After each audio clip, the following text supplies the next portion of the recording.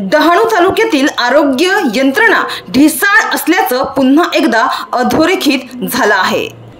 डहाणू तालुक्यातील कैनाड वाडूपाडा येथील गरोदर महिला आणि नवजात बाळाचा मृत्यू झाल्याची हृदयद्रावक घटना रविवारी घडली।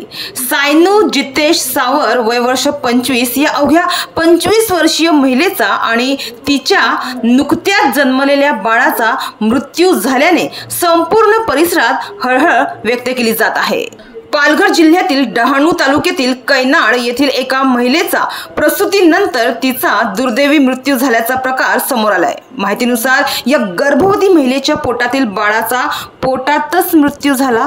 त्यानंतर म्हणजेच प्रसूतीनंतर वेळेवर उपचार न मिळाल्यामुळे या महिलेचा मृत्यू झाल्याची माहिती समोर येत आहे।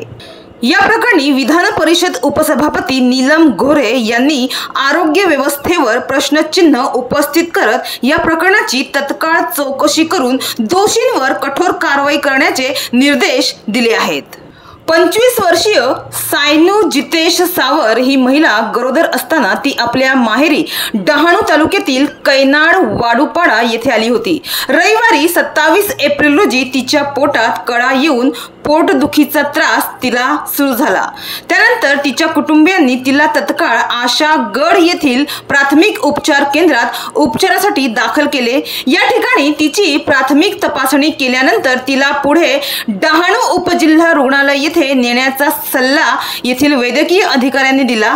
त्यानुसार महिलेला उपजिल्हा रुग्णालयात नेले असता तिथे तिच्यावर प्राथमिक उपचार केल्यानंतर दुपारी 2 वाजेच्या दरम्यान तिची प्रसूती झाली। प्रसूती दरम्यान नवजात शिशु मृतावस्थेत असल्याचे आढळून आले। तर या दरम्यान सायनू सावर हिला अति रक्तस्राव झाल्याचे निदर्शनास आले। यानंतर वैद्यकीय अधिकाऱ्यांनी तिला पुढील उपचारासाठी गुजरातमधील रुग्णालयात नेण्याचा सल्ला दिला। कुटुंबियांनी पुढील उपचारासाठी नेण्यासाठी रुग्णवाहिकेची व्यवस्था करण्याचा प्रयत्न केला, मात्र 108 क्रमांकाची सरकारी रुग्णवाहिका वेळेवर उपलब्ध झाली नाही। तर सायंकाळी 5 वाजता रुग्णवाहिका मिळाल्यानंतर वलसाडकडे या महिलेला नेण्यात येत असताना मात्र अर्ध्या रस्त्यातच तलासरी हद्दीत तिचा दुर्दैवी मृत्यू झाला। त्यामुळे ढिसाळ आरोग्य यंत्रणा अजून किती निष्पाप जीवांचे बळी घेणार असा प्रश्न या ठिकाणी या घटनेवरून उपस्थित होत आहे।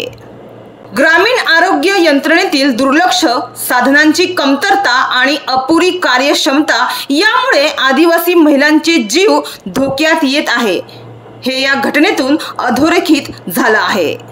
मात्र या घटनेने कैनाड परिसरात संतापाची लाट उसळली आहे। तर वेळेवर रुग्णवाहिका मिळाली असती आणि रक्ताची व्यवस्था झाली असती तर माझी बहीण आणि तिचे बाळ वाचले असते। त्यामुळे या घटनेची सखोल चौकशी करून दोषी अधिकाऱ्यांवर कठोर कारवाई करावी अशी मागणी या मृत महिलेचा भाऊ रत्नाकर म्हशा यांनी केली आहे। मृत महिलेच्या पोटातील बाळाचा 1 दिवस आधीच मृत्यू झाला होता। तर या महिलेला अति रक्तस्राव झाला होता।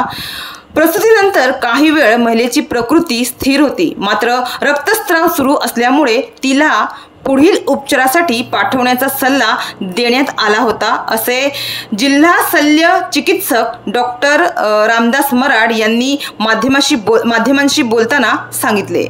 तर पालघर जिल्ह्याचे विभाजन होऊन 11 वर्ष उलटून देखील डहाणू सारख्या आदिवासी बहुल भागामध्ये आरोग्य व्यवस्था बळकट नसल्यामुळे येथील गोरगरीब आदिवासींची उपचाराअभावी फरफट होत असल्याचा मुद्दा विधान परिषद उपसभापती नीलम गोरे यांनी उपस्थित केलाय।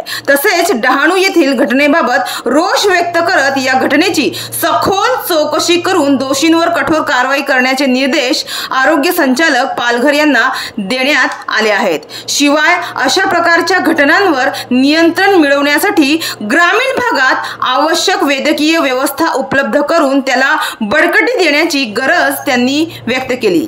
तसेच ही घटना केवळ एका कुटुंबाचे नुकसान नसून संपूर्ण आरोग्य व्यवस्थेवर प्रश्नचिन्ह निर्माण करणारी आहे, असे मत त्यांनी व्यक्त केले आहे।